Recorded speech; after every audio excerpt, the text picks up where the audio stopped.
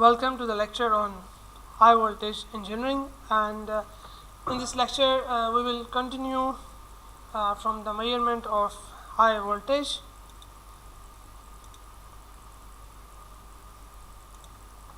In the previous lecture we discussed about the importance of the measurement of high voltage, as well as we discussed that we have to measure high AC voltage as well as high DC voltage. And we also discussed that we have two methods of measurement. The one is the direct method, and the another one was the indirect method of high voltage measurement. And we also discussed that one of the method was a high voltage probe method, which was the direct method. If you are interested in understanding the detailed concepts, you may watch my previous video lecture in which we have discussed this high voltage probe, and then we also discussed another method of high voltage measurement, that was ammeter in series with high resistance. This too is the direct method. We discussed previously about what is the galvanometer and what is the ammeter, and how to find out the value of shunt resistance in the galvanometer. Then we discussed that why we are using ammeter in series with the high resistance for the measurement of voltage. Why don't you put galvanometer in series with the high resistance? We also discussed this in detail. Now come to another method which is known as the spark gap method. Now what is the spark gap method? Actually, it is the indirect method of voltage measurement. You can see here this is the device which is used in the spark gap method for the high voltage measurement. You can see here there are two spheres, and this is some control mechanism here. This is another type of device, similar in working, but it is a little bit advanced, which has two buttons, red and green, which are used to change the distance between these two conducting spheres. Similarly, we have another device, and before discussing in detail about the spark gap method, we first clear out some of the concepts. Now, one of the important concepts we have to cover is the concept of the dielectric strength. Now, what does it means from the dielectric strength? Dielectric strength is actually the maximum electric stress that a material can withstand without experiencing failure in its insulation properties. You know what is electric stress, ठीक है? तो हम discuss ये करने जा रहे हैं कि डाइलेक्ट्रिक स्ट्रेस में क्या डिफरेंस है, और एक और हमारे पास टर्म होती है ब्रेक डाउन वोल्टेज. अब डाइलेक्ट्रिक स्ट्रेंथ क्या है और ब्रेक डाउन वोल्टेज क्या है? देखो, ब्रेक डाउन वोल्टेज भी एक वोल्टेज की मेजरमेंट है, ठीक है, और डाइलेक्ट्रिक स्ट्रेंथ एक वोल्टेज ही की मेजरमेंट है, बट इसके साथ थिकनेस भी इन्वॉल्व हो जाती है. लेकिन ये इसका बेसिक डिफरेंस नहीं हम कह सकते. हम एयर की एग्जांपल लेते हैं. थ्योरी में, अकॉर्डिंग टू थ्योरी, ये कहा जाता है कि air has the dielectric strength of 30 kilovolts पर सेंटीमीटर. अगर आपके पास 1 सेंटीमीटर का डिस्टेंस है between two conducting electrodes, 30 kilovolts अगर आप अप्लाई करो उन इलेक्ट्रोड्स के अक्रॉस, तो ये एयर की डाइलेक्ट्रिक स्ट्रेंथ है. 30 किलोवोल्ट्स अगर अपीयर होगा 1 सेंटीमीटर के डिस्टेंस पे एयर के, तो एयर जो है वो उसमें से करंट पास नहीं करेगा. ठीक है। और अगर 30 से ऊपर होगा तो air will not behave insulation any more. लेकिन ये जो बात है ये परफेक्ट ड्राई कंडीशंस में है। लेकिन हम ऑब्ज़र्व करते हैं अपनी लैब्स में कि अगर आप 12 किलो वोल्ट्स का पोटेंशियल डिफरेंस अप्लाई करो across 1 centimetre thickness of the air, I repeat, अगर आप 12 किलो वोल्ट्स का पोटेंशियल डिफरेंस अप्लाई करते हो across 1 centimetre thickness of the air, तो हमारी लैब में हमने ये देखा कि एयर की जो इंसुलेशन थी वो ब्रेक डाउन कर गई, एयर में से करंट पास कर गया क्योंकि हमारे पास वहाँ पे ह्यूमिडिटी ज़्यादा थी। तो 12 किलो वोल्ट्स पे जाके हमारी एयर क्या कर गई, ब्रेक डाउन कर गई। जबकि थ्योरी में ये कहती है कि 30 किलो वोल्ट्स भी अगर आप अप्लाई करते हो अक्रॉस 2 इलेक्ट्रोड्स तो एयर की इंसुलेशन ब्रेक डाउन नहीं करेगी। तो वो तो थी डाइलेक्ट्रिक स्ट्रेंथ। लेकिन अब यहाँ पे ये बात आ रही है कि एयर की डाइलेक्ट्रिक स्ट्रेंथ 30 किलो वोल्ट्स तो है पर सेंटीमीटर, लेकिन वो 30 किलो वोल्ट्स की बजाय 12 किलो वोल्ट्स पे ही इंसुलेशन ना रही बल्कि उसने कंडक्ट करना शुरू कर दिया। तो अब ये जो 12 किलो वोल्ट्स पर सेंटीमीटर है this is known as the breakdown voltage of the air. ठीक है, तो this is the difference between the dielectric strength and the breakdown voltage. अच्छा, तो यहाँ पे ये कंसेप्ट हिडन है आपके पास कि डाइलेक्ट्रिक स्ट्रेंथ और ब्रेक डाउन वोल्टेज का आपस में क्या डिफरेंस है। अब थोड़ा सा और आगे चलते हैं। तो आमतौर पे डाइलेक्ट्रिक स्ट्रेंथ और ब्रेक डाउन वोल्टेज ये दोनों टर्म्स इंटरचेंजेबली यूज़ होती हैं, और क्योंकि हो सकता है कि अगर परफेक्ट कंडीशंस हैं तो जो भी आपके पास कोई इंसुलेशन मटेरियल है उसकी ब्रेक डाउन वोल्टेज भी वही हो जो कि डाइलेक्ट्रिक स्ट्रेंथ है। लेकिन डाइलेक्ट्रिक स्ट्रेंथ एक ऐसा मेजर है कि आपको ये बात पता लग जाती है कि उससे ऊपर वो जो स्पेसिफिक मटेरियल है वो हाई वोल्टेज को सस्टेन नहीं कर सकता। जैसे कि आपके पास एक ऑयल्ड पेपर है, एक इंसुलेशन यूज़ होती है ऑयल्ड पेपर की ना, उसको ऑयल लगाया जाता है, एक स्पेसिफिक टाइप ऑफ इंसुलेशन है। तो अगर ऑयल्ड पेपर की थिकनेस हो आपके पास, ऑयल पेपर की थिकनेस आपके पास है 1 सेंटीमीटर, तो उस ऑयल पेपर के अक्रॉस अगर आप 200 किलो वोल्ट अप्लाई कर दोगे तो वो पेपर उस 200 किलो वोल्ट को बर्दाश्त कर लेगा, उसमें ब्रेक डाउन अकर नहीं होगा। तो ये है सीधा साधा कंसेप्ट डाइलेक्ट्रिक स्ट्रेंथ का। लेकिन एक्चुअल कंडीशन में हो सकता है कि आपके ऑयल में इम्प्योरिटीज़ थी या उसमें कोई मॉइस्चर था, तो यही जो ऑयल पेपर है ये 200 किलो वोल्ट पर सेंटीमीटर सस्टेन नहीं करेगा। हो सकता है कि 100 किलो वोल्ट ये भी आपने अप्लाई किया हो अक्रॉस 1 सेंटीमीटर थिकनेस, तो हो सकता है कि इसमें ये ब्रेक डाउन अकर कर जाए और आपका जो पेपर है नो मोर बिहेव इंसुलेशन। तो सिमिलरली आपके पास एक पैराफिन एक मटेरियल है, then you have mica and then you have glass, ये आपके पास मटेरियल्स हैं, इनकी डाइलेक्ट्रिक स्ट्रेंथ्स आपको यहाँ पे गिवन है। तो now you must be pretty much clear कि डाइलेक्ट्रिक स्ट्रेंथ और ब्रेक डाउन वोल्टेज में क्या डिफरेंस है। एक हम छोटी सी एग्जांपल लेते हैं। आपके पास जो मोबाइल फ़ोन चार्जर है जिसकी एक प्लास्टिक केसिंग बॉडी है, उसकी भी कोई ना कोई डाइलेक्ट्रिक स्ट्रेंथ है। लेट्स सपोज उसकी डाइलेक्ट्रिक स्ट्रेंथ है 1000 वोल्ट्स पर सेंटीमीटर, ठीक है, बल्कि सेंटीमीटर तो ज़्यादा हो जाएगा, उसकी थिकनेस तो मिलीमीटर्स में होती है और उसकी ज़्यादा होती है। लेट्स सपोज उसकी जो डाइलेक्ट्रिक स्ट्रेंथ है आपके मोबाइल फ़ोन की केसिंग की जो कि सैमसंग ने बनाया है, उसकी मैं आपको बताता हूँ, उसकी डाइलेक्ट्रिक स्ट्रेंथ है हमारे पास अराउंड 2000 वोल्ट्स पर मिलीमीटर, ठीक है।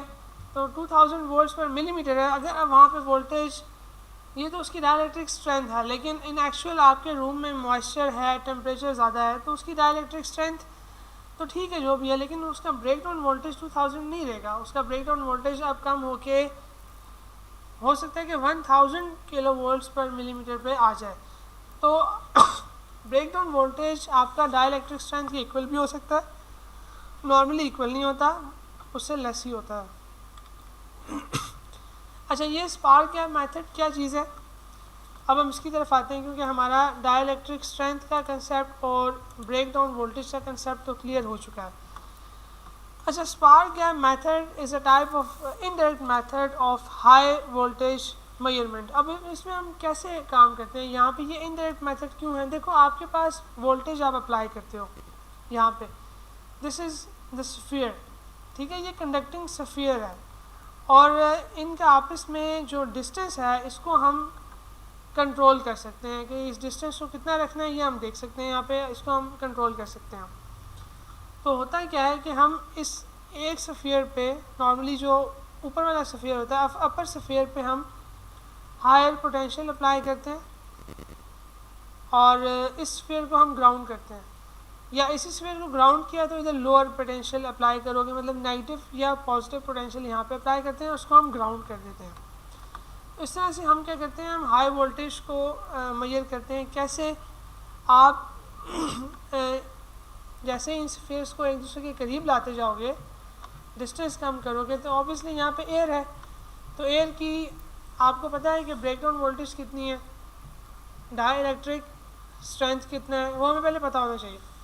तो फिर जिस डिस्टेंस पे स्पार्क क्रिएट होगा हम उस डिस्टेंस को मेजर कर लेंगे। इसकी एग्जांपल मैं आपको दिखाता हूँ। अच्छा, स्पार्क गैप मेथड में आपका वोल्टेज किस में कन्वर्ट हो रहा है, आपका वोल्टेज कन्वर्ट हो रहा है साउंड में, लाइट में, क्योंकि स्पार्क प्रोड्यूस हो रहा है तो वोल्टेज लाइट में कन्वर्ट हो गया, साउंड में कन्वर्ट हो गया, हीट एनर्जी निकली है उससे, ठीक है।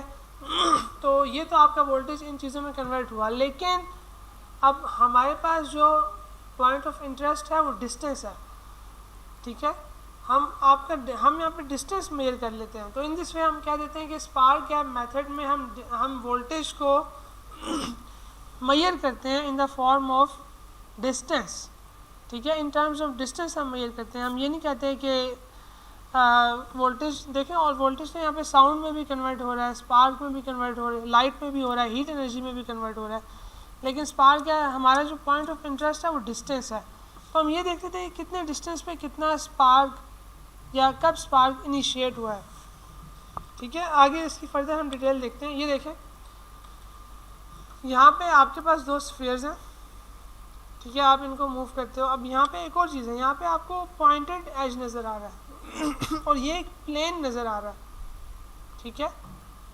और अगर आप इसको देखें तो यहाँ पे आपके पास एक ऑस्किलोस्कोप है, ठीक है। ये क्या है, ये कैपेसिटर है जिसका आप वोल्टेज मेजर करना चाह रहे हो, या सॉरी ये एक कैपेसिटर यहाँ पे शो कर दिया गया। Then you have a negative high voltage DC source है, ठीक है। अब इसने क्या किया है, इस डीसी सोर्स ने, असल में हम इस कैपेसिटर को इससे चार्ज करवा रहे हैं, ठीक है। जो ये डीसी वोल्टेज सोर्स है, इससे हमने इस कैपेसिटर को चार्ज करा लिया, जितना वोल्टेज इतना था इस पे था, इतना ही उस कैपेसिटर पे आ जाएगा। फिर हम इस वोल्टेज डीसी सोर्स को यहाँ से रिमूव कर देंगे, ठीक है, और फिर हम इस कैपेसिटर के अक्रॉस वोल्टेज को मेजर कर लेंगे। ऐसा हम क्यों कर रहे हैं, क्योंकि जैसे ही स्पार्क प्रोड्यूस होगा तो एक शॉर्ट सर्किटिंग बिहेव होगी।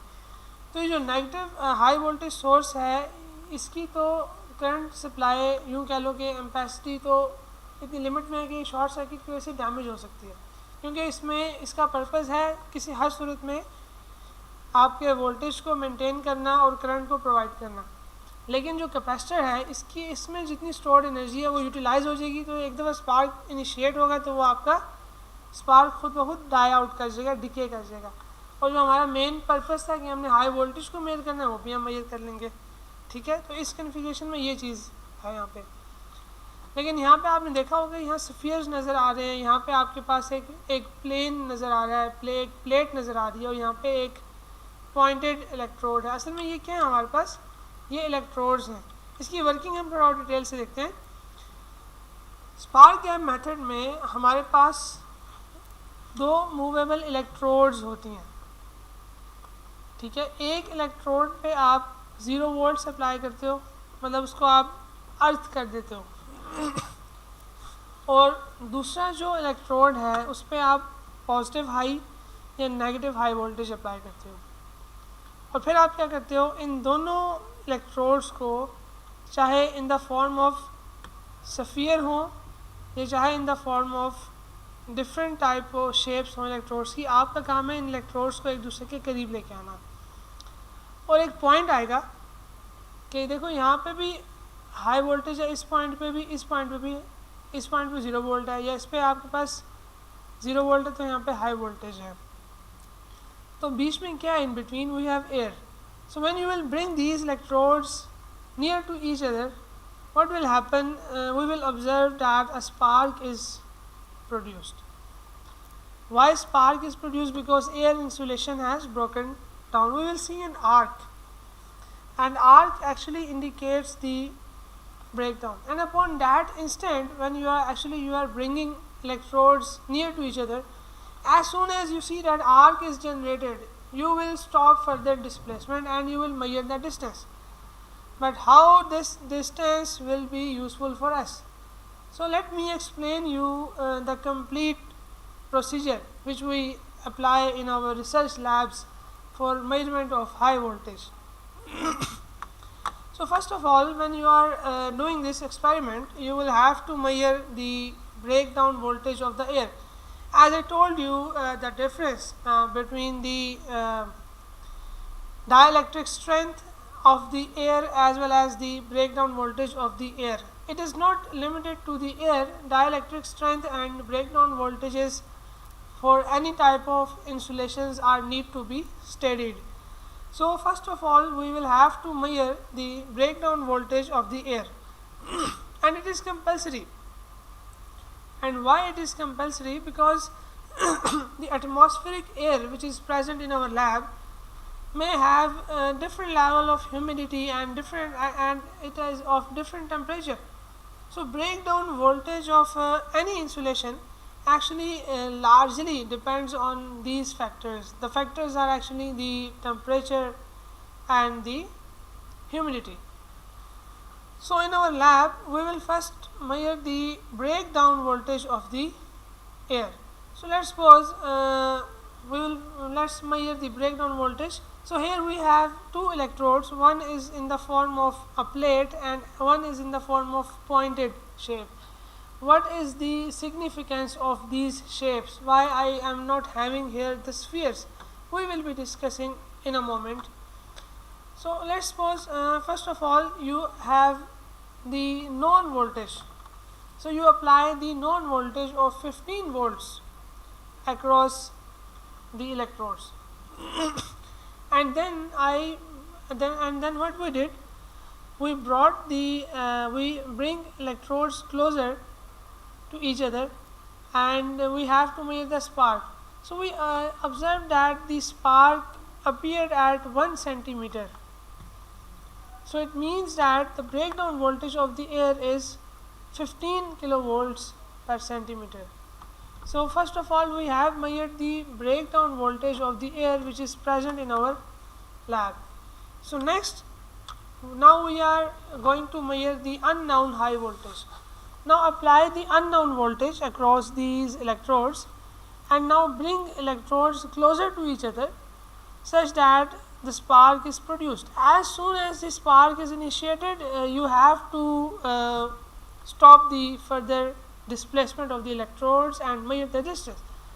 Let's suppose you measure that the distance is 1.8 centimeter between the electrodes when the spark initiated, and you know from your knowledge from your step 1 that the breakdown voltage of the air which is present in the lab is having the voltage of 15 kilovolts per centimeter. We just measured before. So it means that the unknown voltage which we are going to measure is about 27 kilovolts. Got it the point? You have to first measure the breakdown voltage and then you breakdown voltage is measured and then you have to measure the distance across which the arc of the unknown voltage when applied is produced. and then using this information you calculated that the unknown voltage is 27 kilovolts. How? Because you measured the distance and you know that 15 kilovolts per centimeter is the breakdown voltage of the air in your lab. So, and the arc initiated at 1.8 centimeters, so you just multiplied 15 by 1.8 and you arrived at the answer of 27 kilovolts. So in this way we use the spark gap method to measure the unknown voltage.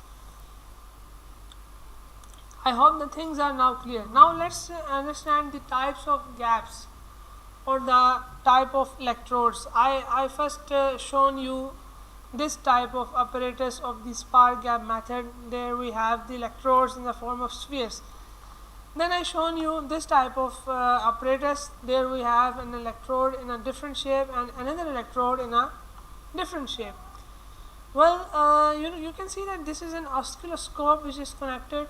So this is actually connected for the measurement of the voltage as well, or if you want to see the voltage waveform, the behavior of the current, so you can use oscilloscope. Normally these modern spark gap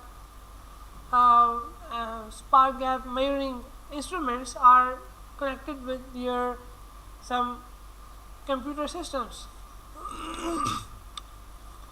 So we have actually these type of electrodes. You can see here we have, and this is the current transformer probe which is actually going to oscilloscope. So we have actually three types of electrodes and based on these types we define the name of the gaps. And electrodes may be pointed, maybe in the form of sphere, maybe in the form of pointed, or maybe in the form of the plane electrodes. This is the plane electrode, this is the pointed electrode, and this is the sphere electrode, as you can see in these images. So based on this you name them. Like here we have a sphere gap because we have the electrodes in the form of sphere. Then we may have the rod gap. You can see here you have pointed edges. This is the so when you have electrodes in a shape that they have the pointed edges, so you name them as the rod gap. If you have electrodes in the form of sphere, you name it as the sphere gap. And if you have electrodes in the form of plates, I think that image is not shown here. There will be two plates. I think it is here, the image of no, you can see here the plane gap. The plane gap, here you have electrodes in the form of the planes, the plates actually. So this is the plane gap. Similarly, we may have different combinations, like you may have point to plane gap. You can see here we have a point to plane gap. So based on the type of the electrode, you name the gaps. You have sphere gap, you have plane gap, you have rod gap, and you have point to plane gap, or any other combination you can create. So this is how you name these gaps. So when in the field work, when you will be in your research lab, you will not be told that what is the type of electrode. You will be just directed that we are going to do an experiment on the rod gap. So you must know which type of electrodes are actually used in the rod gaps.